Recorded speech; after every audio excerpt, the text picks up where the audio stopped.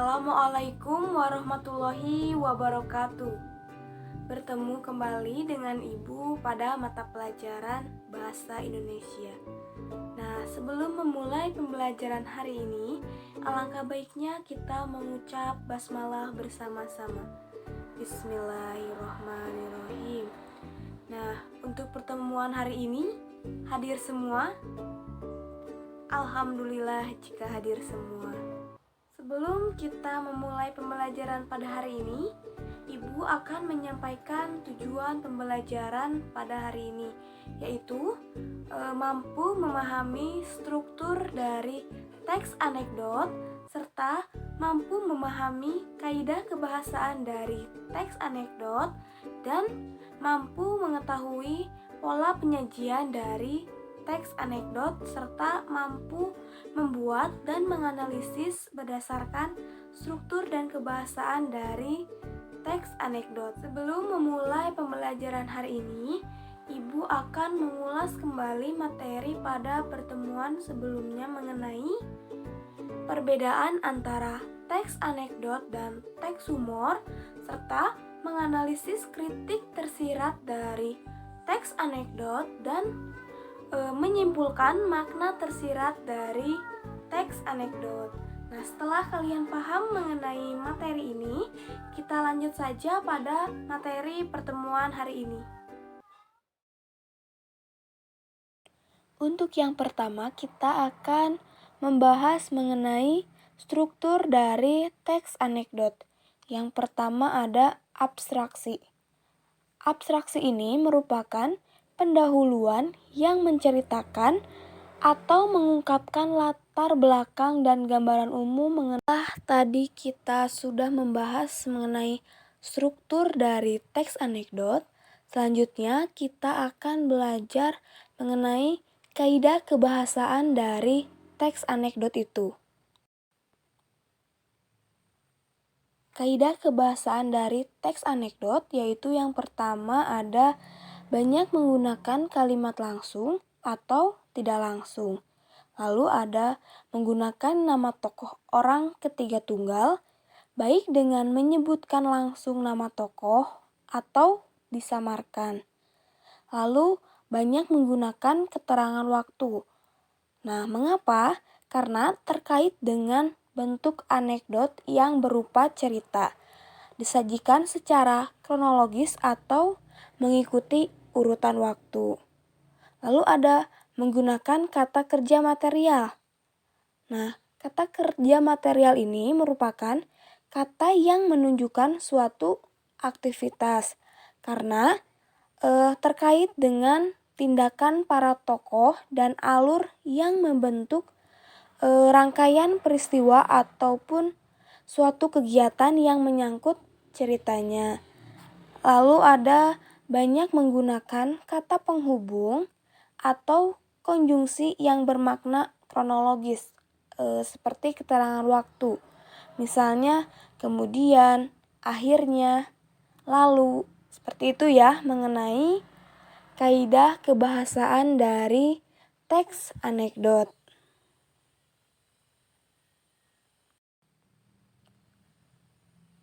Untuk yang selanjutnya, kita akan membahas mengenai pola penyajian pada teks anekdot. Nah, pola penyajian pada teks anekdot ini terbagi menjadi dua. Yang pertama ada pola penyajian narasi dan pola penyajian dialog. Nah, untuk penjelasannya, pola penyajian narasi ini adalah teks anekdot yang disajikan dalam bentuk naskah cerita yang berbentuk paragraf. Nah, untuk pola penyajian dialog ini yaitu teks anekdot yang disajikan dalam bentuk bahasa percakapan yang ditandai dengan tanda baca titik 2 dan tanda baca pada kalimat langsung. Nah, pada pertemuan hari ini kita akan membahas yaitu teks anekdot pada pola penyajian narasi.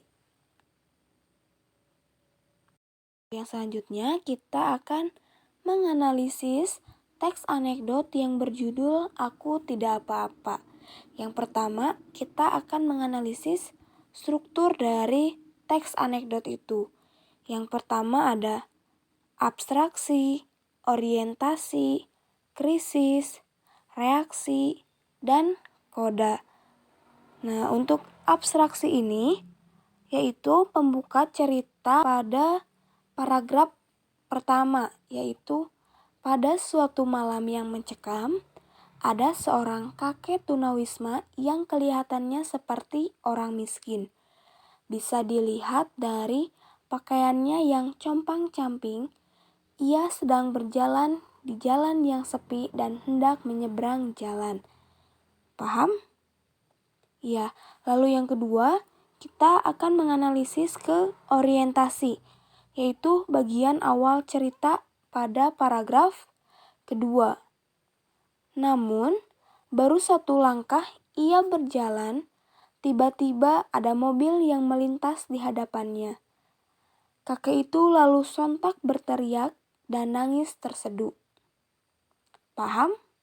Untuk orientasi dari teks anekdot aku tidak apa-apa. Baik, kita lanjutkan ke krisis, yaitu bagian konflik cerita. Nah, mobil itu pun berhenti. Lalu pengemudi bergegas keluar, mendekati kakek yang mungkin ia tabrak tadi.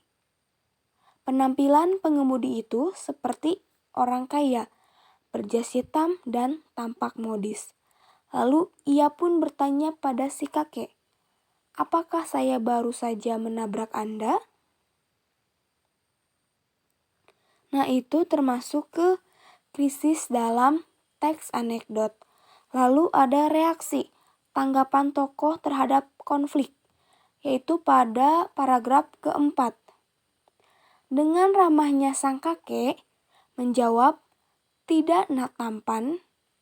Kemudian si pengendara mobil bertanya satu kali lagi, "Atau kakek sedang kelaparan?" dan mencoba mencari bantuan dengan cara menjerit dan menangis. Nah, itu termasuk ke reaksi. Lalu ada koda. Koda ini merupakan penutup cerita. Nah, untuk kalimatnya, sambil berbalik badan, hendak pergi meninggalkan si pengemudi itu, si kakek menjawab, "Saat kamu melintas tadi, banmu sempat melindas kakiku. Makanya aku menjerit dan menangis." Nah, itu merupakan analisis dari struktur teks anekdot.